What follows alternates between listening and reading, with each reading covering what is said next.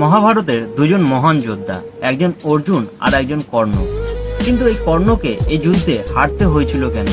সেই কর্ণ যে কিনা অর্জুনের রথকে পেছনে সরিয়ে দিয়েছিল নিজের তীরের মাধ্যমে, যেই রথের সারথি হিসেবে স্বয়ং ভগবান কৃষ্ণ বিরাজমান ছিল, যে রথের ধ্বজায় স্বয়ং ভগবান বজরংবলী বিরাজমান ছিল, সেই রথকে কর্ণ তার তীর ধনুকের মাধ্যমে পেছনে সরিয়ে দিয়েছিল।